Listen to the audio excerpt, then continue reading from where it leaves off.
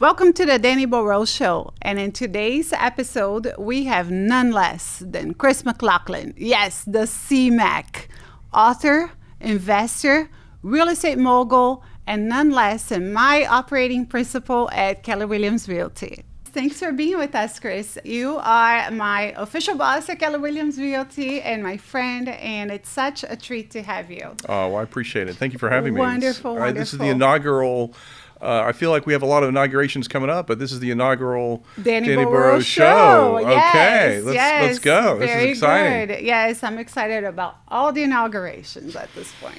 I'm excited about this secret bourbon I see down here. Yes, so I've been wondering what kind of blend it is. It is the chicken cock. Okay, the chicken cock. All I right. am raising chickens now, so I thought it would be appropriate. Okay. And I was going to try and measure, but I'm not good at it, so we'll see how I do, okay? Because I know that you're a connoisseur of old fashions. I do like the good old fashioned, yes. Okay, what do you like about it?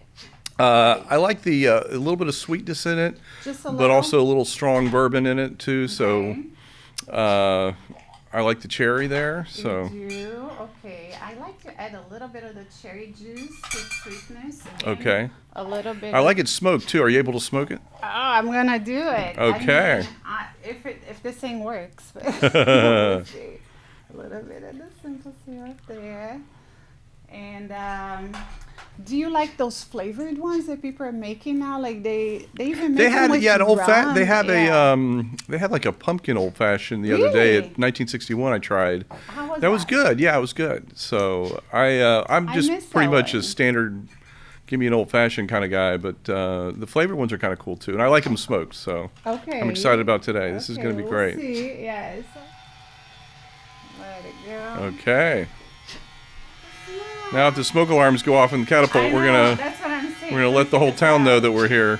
Luckily, the fire department's just across the lake. Perfect. All right.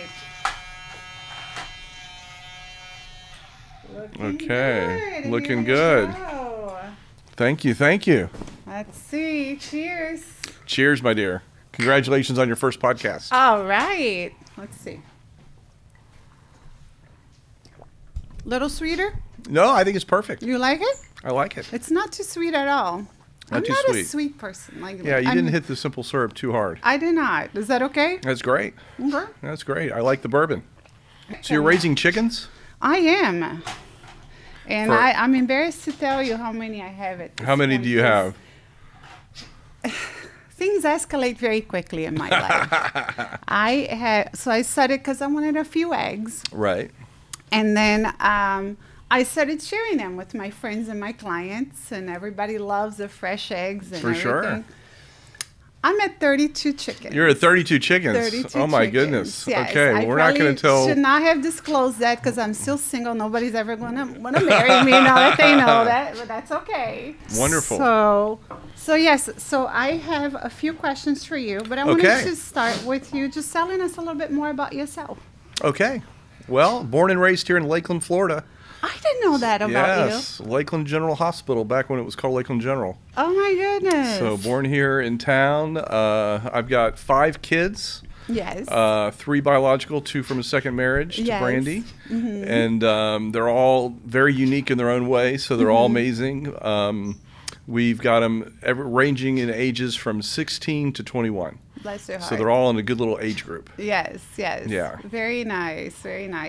So I actually prepared some little rapid fire questions for people to get to know you better. Okay. So in no particular order here, they're just little cards that I wrote, and whatever comes to mind first, that's what we want to hear. Okay. Take a sip.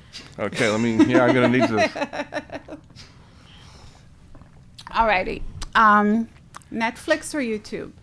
Definitely Netflix. Netflix. Actually, I own a fair amount of stock in Netflix now. You do? I just bought it about a month ago. Okay. And I bought it after the crash of the Tyson fight. Okay. Because I noticed that they kind of like started streaming and then they were having trouble. It was just like a big circle and everything. I thought, okay, the stock's going to go down.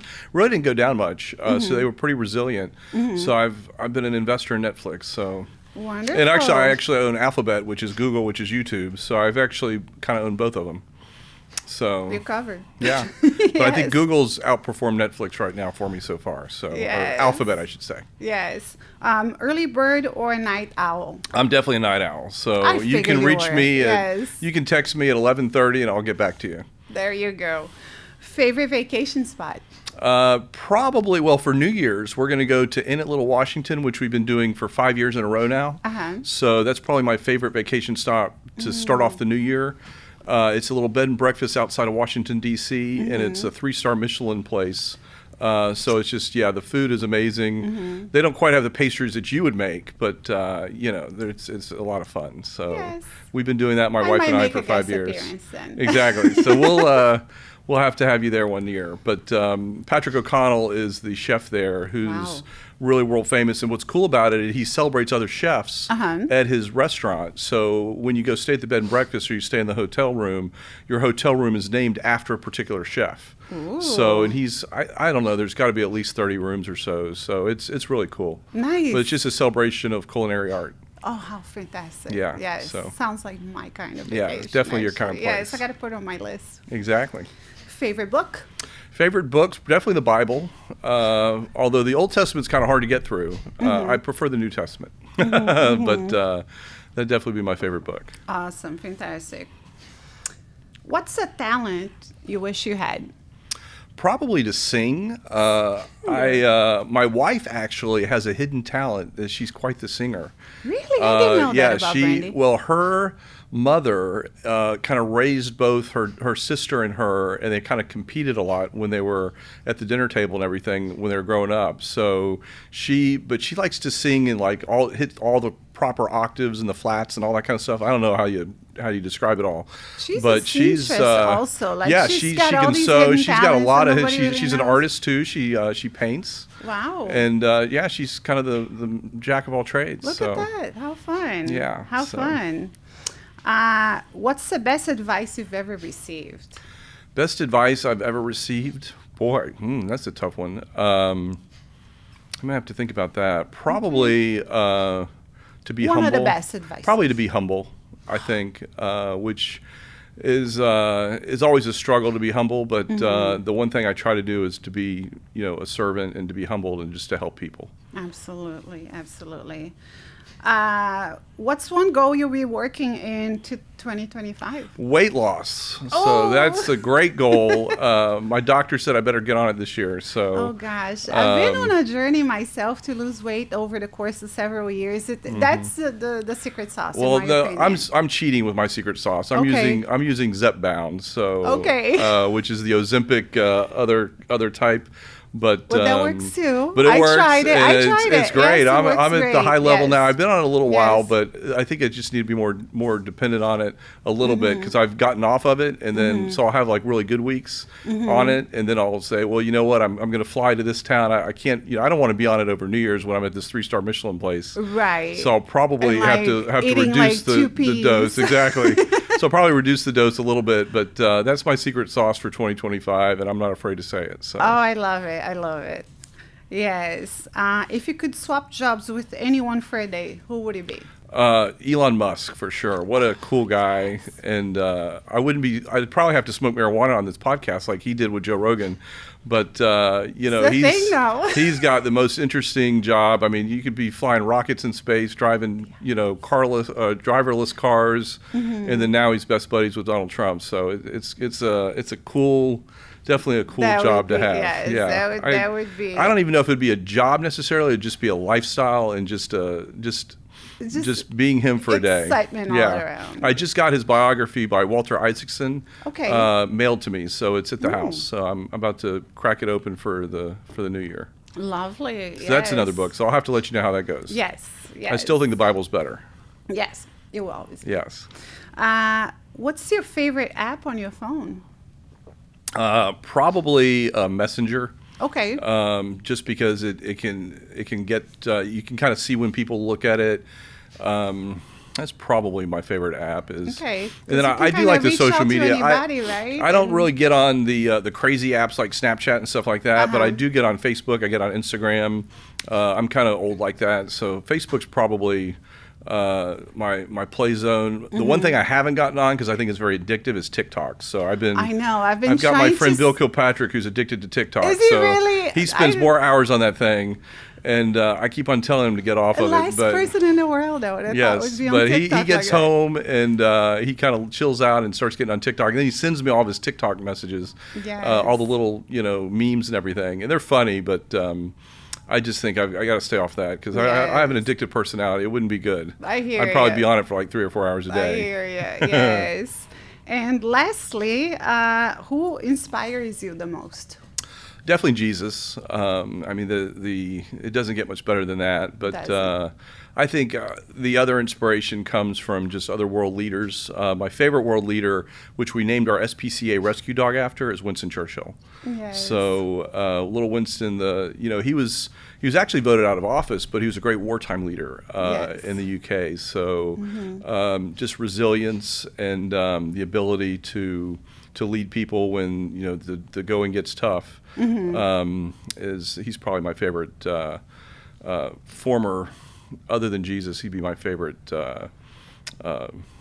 prior leader of the free world. Wonderful. And Winston is the sweetest dog. Thank you. So yes, Winston's a sweetie. Turned out so good. At all the parties, he likes to run around and try to eat all the scraps. He does. From people He does. I catered parties at your house, and I was a chef, and he was always in the laundry room where we had the food. So he was adorable. Yes. Okay, so we have a number of questions for you, and I can't wait to pick your brain about all this stuff. And Fire of away. course, a lot of us know that Chris literally wrote the book on real estate investing. So I love your book. Thank you. So I wanted to ask you some questions about real estate investing. Okay. So actually, what prompted you to write a book? That book was kind of a labor of love. So what had happened is I thought I knew it all. And so I started, well, first of all, let me back up. Before I thought I knew it all, I had actually, I had an internet company, did very well, exited that, made a lot of money, and then invested some of that money back in the stock market. Okay. And so I gave a gentleman from Westwood Capital Management $500,000 to invest for me. A year later, he handed back $250,000, so he had lost half my principal in less than a year. So I made a commitment to myself at that point that I would never be dependent on anybody else to make money. So that's when I wanted to get into real estate investing. And it became a kind of a labor of love, even though I'd taken, property law and law school and done a little bit of real estate background. I was really kind of novice. You're a lawyer by trade, correct? Yeah, I have a law degree. I'm a member of the bar. I passed the bar by like 2 points, but I'm a member. I studied just enough. So anyway, but yeah, I went to Georgetown Law School back in the day, and I'm actually a proud owner of the fact that I've never actually practiced law a day in my life. Okay. So I'm a member of the bar, but I've actually never represented a client before the bench. Okay. So that's probably good for all the clients out there that I could have potentially had. So, that's very cool. Because I kind of got into the internet business while still in law school. So I created this company called smartportfolio.com, which was internet investing newsletters. Okay. And so we sold it to thestreet.com in December of 2000. So the gentleman who you kind of see on Mad Money, which is on CNBC, Jim Cramer, so his company bought my company back in December of 2000. And from there, we've just kind of had a good old time. So, sweet, yes. But it got me involved in real estate investing because I thought, you know what, I want to learn. I know that with real estate, I can do things to improve the value instantly. If I buy Netflix, I don't know whether Netflix is going to go up today or tomorrow. If I buy General Electric, who knows what they're going to do. But if I buy a house, I know I can do tangible things to improve the value of that house. And I can get a renter in there. I can, improve the house. I can do a lot of things that can tangibly change the economic outlook on that. So I'm in charge of it. So that's what I've been really proud of my real estate investing. So I wanted to kind of answer the earlier question, which is, how did I get into real estate or how did I write that book? Yes. It was really just kind of a labor of love. I started learning about real estate investing by kind of just doing it myself. So I had some capital to invest. I started investing aggressively. So I built up an arsenal of about 100 units. And then, and luckily, then I started doing some 1031 exchanges because I had some duplexes So I wanted to exchange them in a tax-deferred way, so you save on your taxes when you sell the property, into single-family homes, because I thought there'd be more appreciation on a single-family home than there would be on a duplex. Okay. So I started changing my methodology of investing over to single-family homes. So right now today, I own 77 single-family homes, pretty much in the Polk County area. Fantastic. That was going to be my question. What do you consider to be the best type of property to purchase as an investment property? As you're starting out, I'd still say a duplex, because if you're starting out and you really don't know what you're doing yet, then if one side of the duplex goes empty, it can pay your mortgage payment. Right. But if you have an in empty occupancy, right, it doesn't hurt you that much. Yeah, but if you have a single family home that goes empty, you're going to knock out that whole entire payment for that month. So I kind of tell people, start with duplexes, build up, and then change them, or 231 exchange them into single-family homes or other multifamily properties in the future, because I think there's more upside on a multifamily. Because if you think about it, a duplex can only be bought or sold by an investor. For the most part. I mean, people could buy them and live in one half of it and then sell the other half, but normally that's not the case. But with a single-family house, you've got other consumers that are buying it, so they're willing to pay more because they're just looking at what their monthly payment's going to be. So you have a lot more financing options available to you for single-family homes, 0 down payments, 100% financing, FHA financing with 3.5% down. So there's just a lot more opportunity. When it's time to resell and or buy up or whatever. Right. Yes, makes sense. So Lakeland's been going like crazy, and it just keeps growing and growing and growing. And then Winter Haven became really big. Auburndale became really big. Where do you predict is going to be the next boom in real estate for Polk County? I'd say Bartow. Bartow. I really like Bartow. I love Bartow. Bartow has all of the recipes for stable employment, because it's the center of government for Polk County. So you have very stable employment in Bartow. And you've got the hospital there. You're getting more and more industry. You're getting more housing there as well. So I'm a big believer in Bartow. I just bought a house there not too long ago, and I think that's kind of like the silent gunner out there. Okay. And then my friend Mike Walker, who is a Keller Williams agent as well, I call him the king of Bartow. So he's very much a proponent of Bartow, has been all his life. It's just I think it's a good community down there. Wonderful, wonderful. So, if somebody, what is the sweet spot price point wise, in your opinion, for an investment property? Because of course you don't want to buy $1 million house, because it's going to be so hard to rent and everything. What is the sweet spot for people looking to save up their money? It's what I call the rule of 1%. Okay. And so if we just kind of use easy math, if you had a $200,000 house, 1% of that $200,000 is going to be $2,000. Okay. So that's what you want your monthly rent to be. Okay. So buy in general, for $200, rent for $2,000. Correct. Okay. So if you bought something for $300,000, let's say, then you really need to be getting closer to $3,000 a month in rent, which is tough in Polk County to get $3,000 a month in rent, to be honest with you. It is. So the sweet spot for rentals is really $200,000 and under. Okay. So what you want to do is probably find more of a fixer-upper that you can fix up to the point where you can rent it out, but don't over-improve it. Don't go crazy. So don't go crazy. But yeah, the rule of 1% is really what I love to just tell people. It makes it simple. So if I was buying property in the downturn, 2008, 2009, 2010. So I bought a lot of houses back then, and I was buying them for like $50,000. And people thought I was crazy buying all these homes because they were all in foreclosure and everything, and the press was horrible about housing. But I just knew the rule of 1% because I could buy it for $50,000, but I could rent it out for $950 or $1,000. So that was 2%, which is going to be really good. Yes. So now you're hard pressed, to be honest with you, to follow the rule of 1%. So I have actually not followed it specifically. So last year I bought a couple. 7%. Yeah, exactly. Because last year I bought a couple new constructions. Okay. One of them I bought down in Bartow. I bought one in Winter Haven. I bought one in Lakeland.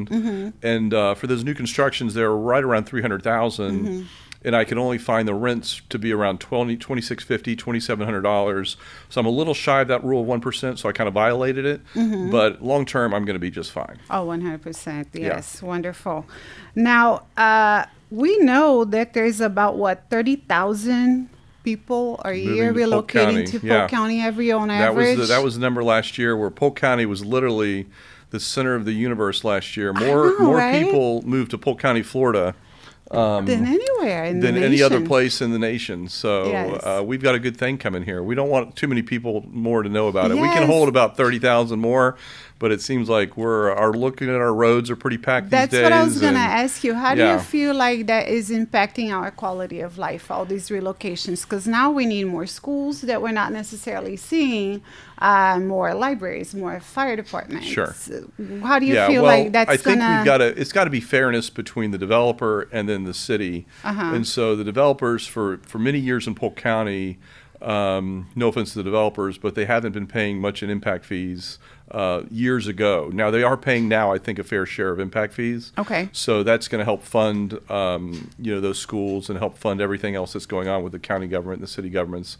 But in general, we've been a little undercapitalized as a county and as a city compared to the amount of people that are coming in and using our road systems and using all of our resources. We have a lot So more traffic. We're having a lot more traffic, Yes. and we're having to play catch up now. Yes. So we're having to widen roads and Sure. whatnot. So...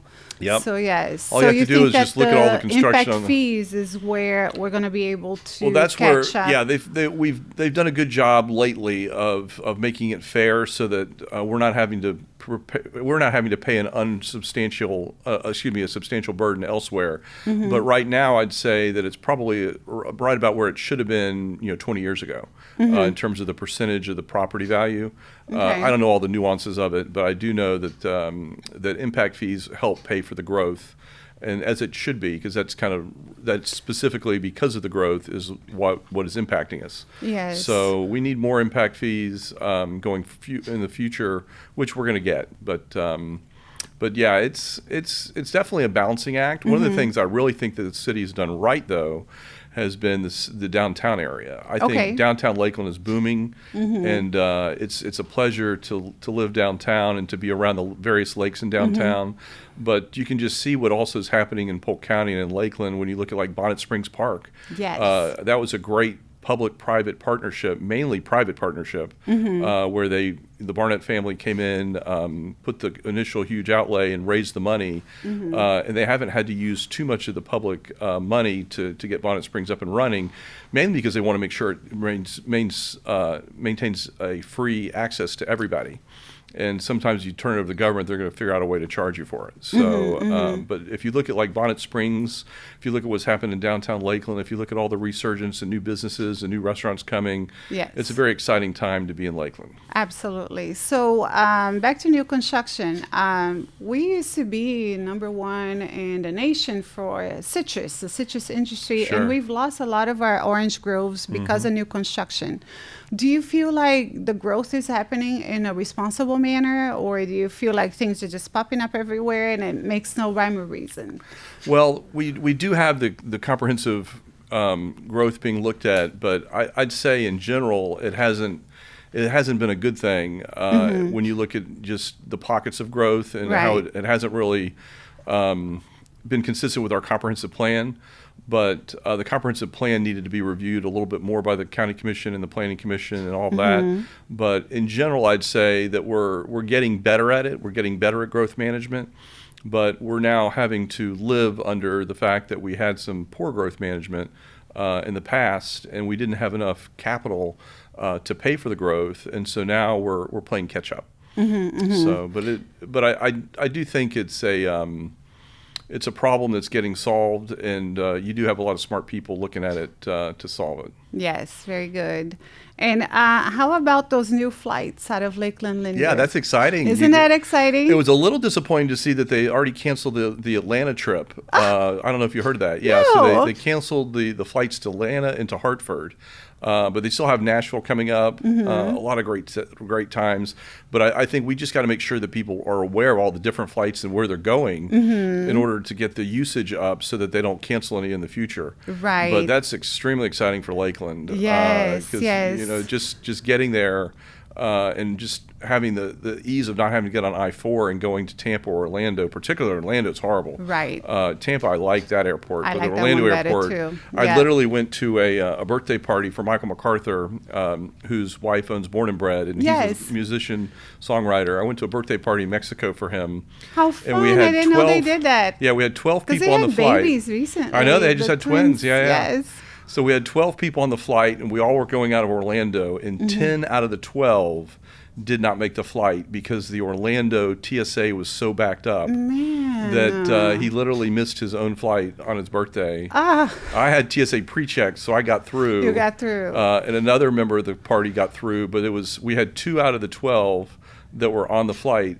10 of them missed the flight just because Orlando's so backed up. Oh my goodness! Yeah. So how do you feel that Linder having these new flights? How would that impact the economic growth for Lakeland? It's going to be and the great. county? It's not going to be a huge impact in the short term. Okay. But if we can start developing more routes and start becoming known as kind of a regional hub, if you will, you'll get some more consumer demand out of Lakeland. Because right now it's more of an Amazon show over there, Right, and yes, a private jet yes. show and things like that.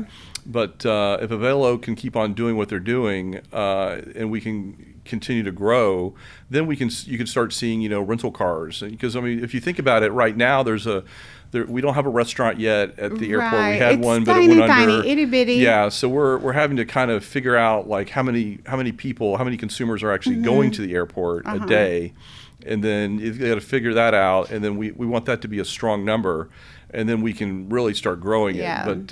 But right now we're more of a distribution center for Amazon True. for the airport. Yes. But I think we've got a really great future ahead of us for consumers. In theory, it's not an airport until there is at least a coffee shop, right? Exactly. I feel like at Exactly. least that you got to have that. Yeah.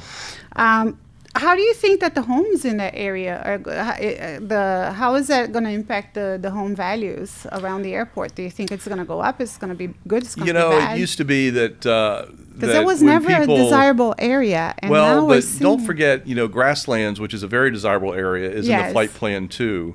So when you're out there playing golf, you have a bunch of flights coming over you and flying so right true. above you. I found out about that the So- hardest way when Sean and I were trying to take pictures for a listing. We couldn't fly the drone, and I was Right. like, what? Yeah, exactly. It's 100% on the flight path. Right. Yes. So it's on the flight path, and it's a beautiful community. So I went to Georgetown for undergrad, and it's right on the flight path Yes. to get into D.C. You have to fly by Georgetown for the most part. It doesn't get much better than Georgetown. And It's so once you're there, you just kind of forget about it. Exactly. And so you have flights Right. coming in all the time, and you don't even think about it Yes, anymore. So yes.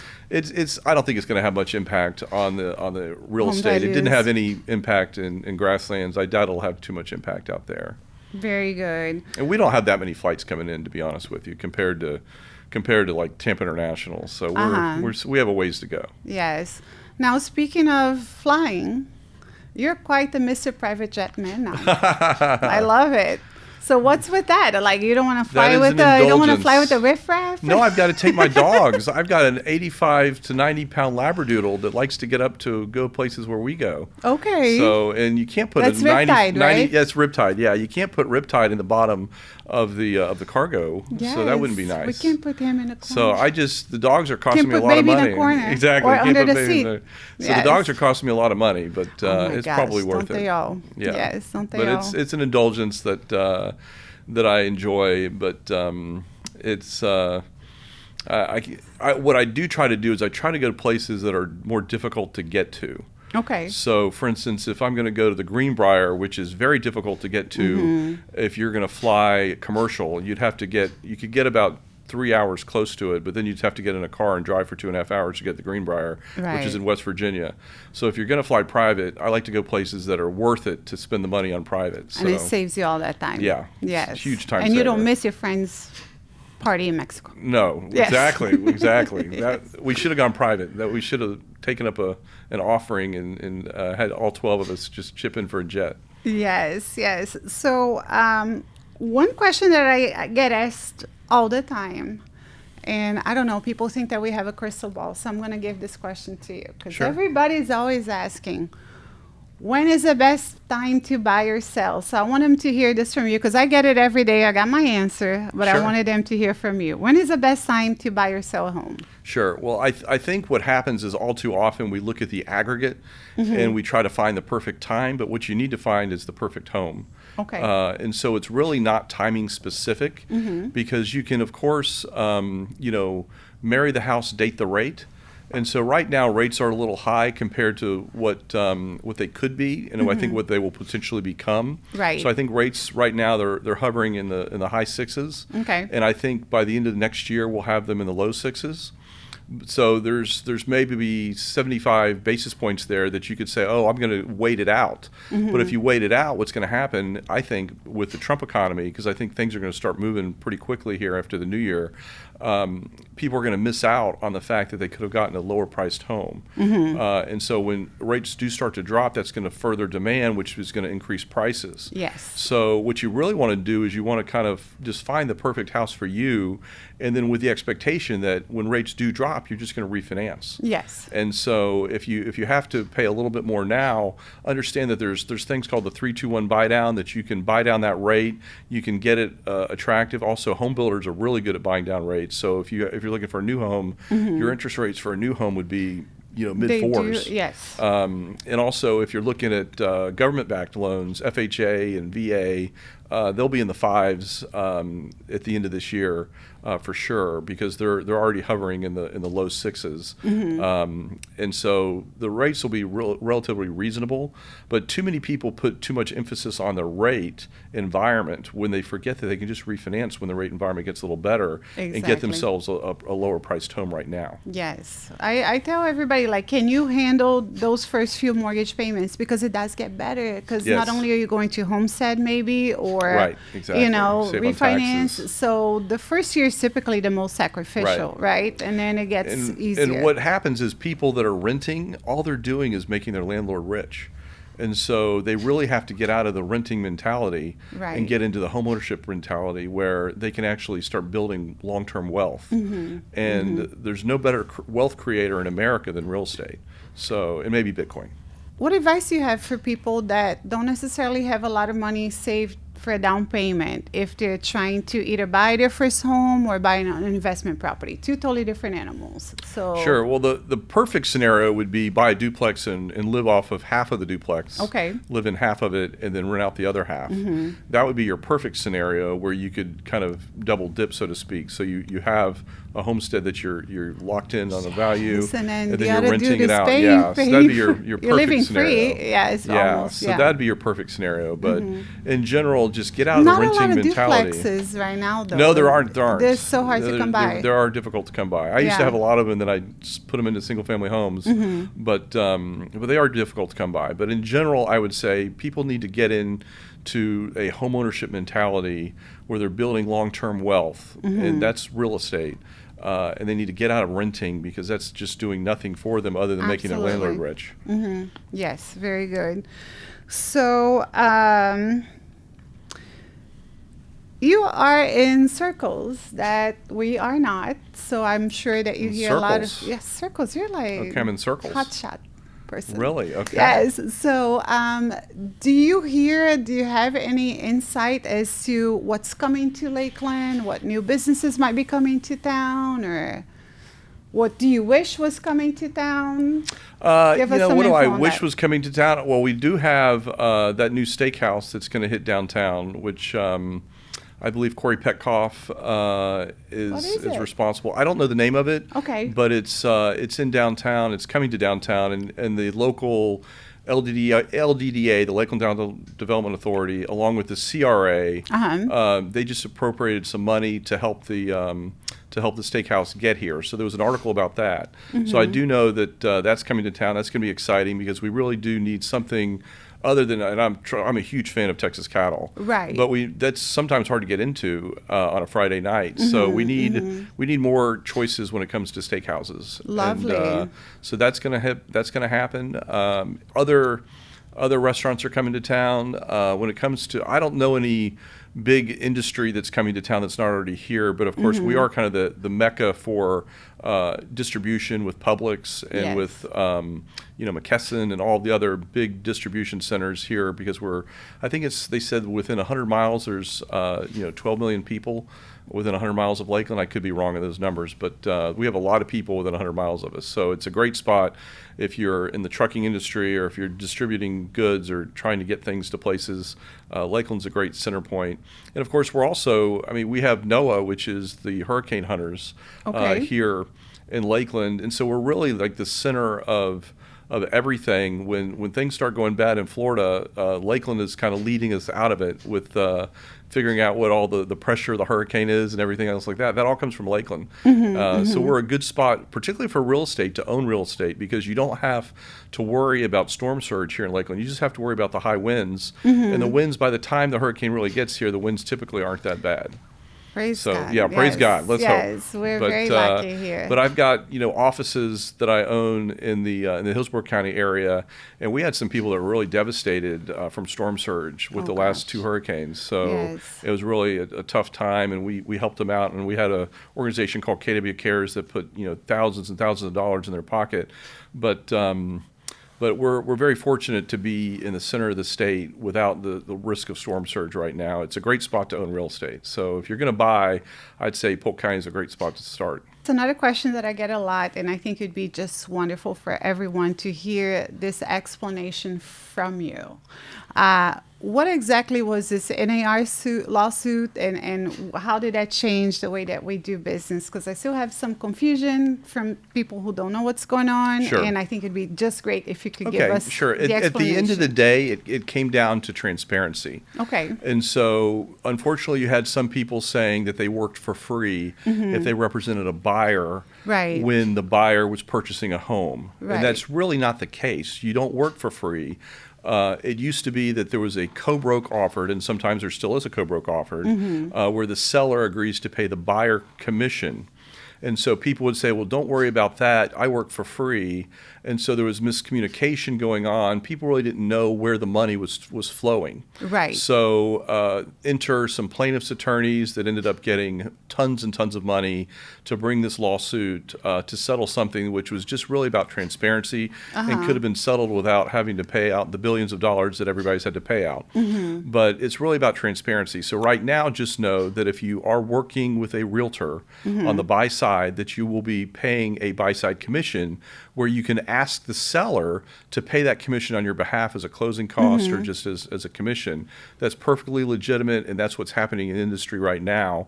Previous to that, people really didn't know where the money was going. They just kind of figured that it was just going to be on the closing statement, and they didn't realize that that was a negotiable commission. And so if someone might have been getting 3%, it could have been negotiated to 2.5% or 3.5%, depending on which way you want to go. But right now, just know that it's all about transparency, and it's all about just doing the right thing and being very transparent. We've always believed in buyer brokerage agreements, which is now required at Keller Williams. We've always believed in that because it's transparent. It lets people know what their rights are. It also protects them as it does protect the realtor as well. So in general, I think it just comes down to transparency, and now everything is very transparent. Yes, fantastic. That's the best explanation ever. I love it. Yes, just yes. Even I learned something new here. I love it. So, Chris, just to wrap it up. Sure. What are your predictions for 2025 as far as the state of the economy, the real estate market, interest rates, all that good stuff that we're all can't wait to get to 2025 because we all feel like there's going to be something good. Oh, sure. Okay. But we want to hear from you. Let me go with the interest rates first. Do it. So the Fed just actually cut rates today by 25 basis points. And so that's good, but they did already signal a pause in the aggressiveness of their rates. Okay. They're estimating they're going to cut them just 2 more times for the year, as opposed to a more aggressive. Conservative. Yeah, so they're getting more conservative. The reason why is that people think that the tariffs that Trump is going to impose on China, maybe Canada, maybe Mexico, the tariffs are going to cause some inflation. I think that that's going to be a little bit true, but it's going to be offset by the energy reduction that we're going to get. So when Trump says drill, baby, drill, what we're going to start finding is that gas prices are going to go down, and gas prices lead everything. That's airline tickets, that's distribution. So if we can get our gas cheaper, then inflation's going to go down. I think that's going to offset. We're going to have more advances or more progress in getting gas prices down than we are going to have tariffs that impact us in terms of increasing prices. So I think in general, you're going to start seeing inflation come down when Trump gets in and starts doing all the things that he's going to do to promote the economy. You already saw a $100 billion investment from SoftBank coming into the country. You're going to see even more investments coming in because Trump knows what he's doing when it comes to the economy, I believe. And so you're going to see a lot of people get really excited. It could literally spur a little inflation because things could get a little hot because the stock market's already hot, Bitcoin's hot, things are going really well, and he's not even in office yet. He's not even in office, Right. and we're already seeing a spike in just activity. Right, At least, and you're seeing that in the real estate market already. Absolutely, Consumer confidence because is back. there was a lot of hesitation, and, Right. and you know, I was telling people, regardless of who won the election, people were just on the sidelines for buying. Exactly. So I didn't make that much money last month because there weren't that many closings compared to what they normally are. But I'm very excited about 2025. 100%. It's like everybody's coming out of whatever they were, and Right. they're like, I'm ready to buy and sell and this Yeah. and I was like, whoa, I Yeah, feel like we're so going to be it's- busy in We're going to be 2025. busy. We're going to be real busy in 2025. It's going to be a good market. People should actually take a little quicker action, start getting in now. Interest Now. rates will come down, but they're not going to get. We're not But going when to they see do, the 4% the prices again. go up, and Right. it's like, Yeah, but people are saying I'm going to come back when it's 4%. That's not going to happen. That's not even our natural long-term rate. So no. if we can get them around 6%, that's going to be great. You can and refinance below if you get them now. 6, like, Yeah, Let's go. Exactly. Let's Yes. go. Exactly. Yes. And FHA, VA is government backed. That'll be below 6 very shortly. The conventional loan will also go down. Probably, I'd say this time next year, I'd forecast that to be about 6.25 to 6%. Okay. We might hit a little bit in the high fives. It's possible, depending on where things go. But in general, I'd say you're looking at a really good economy for 2025. You're going to look at inflation going down. We are going to see a little bit of bumpiness because people are going to be concerned about what the tariffs are going to do. But I think that's a long term. That's great for the American worker. We've got to promote America first, in my opinion. So you've got to promote the worker. You've got to protect the workers' jobs. And we can't have things, being made cheaply in Mexico, just turn around and flipping them and reselling them to the United Right, States. So right. it's got to be fair. And we've got to protect our workers. So that will protect it. When you protect the American worker, you're going to improve the economy because there's going to be better employment. And there's going to be more opportunities. So yes. it's I think bringing it's, back that pride of things being American made. Yeah, absolutely. Yeah, I liked yeah. Trump's idea of taxing corporations less if they make the products inside the American borders. I like Fantastic. that idea. So that's Yes. going to be kind of cool. Wonderful. So we can all be excited about Yeah, the I new think year. the 2025 it's going to be great. I think Trump knows what he's doing when it comes to the economy. We've got a low inflation coming towards us. We've also got deregulation. Things have just been regulated to death under the Biden administration, so we're going to have some freedom there. So I really am very excited about 2025. I think it's going to be great. I think the real estate market's going to be booming again, and we've just got all the way to go but up. So it's going to be fun. Be a great year. Great year. We're going to be doing lots of business. Yes, we and are. losing weight. Yeah, Yes, losing weight. losing Exactly. weight. Let's lose a couple pounds. of Very that. good. Let's Well, make some money and lose some weight. Yes, love it. Can't do better than that. Can't do Yes, better than that. Yes. So thank you for being with us, Chris. Thank today. you. I'm This is proud so to be your great. very first podcast. So. I know. I was so nervous, but you made it so much Oh, well, easier. my So pleasure. thank you for being And thank you such for a wonderful guest. thank you for the old fashioned. I've got to finish it up here. Yes, we're gonna catch up in a second. Okay. But yes, thanks again. Okay, Danny. Thank you. This is Okay, here we good. go. Cheers on your first podcast. Yay. Yeah.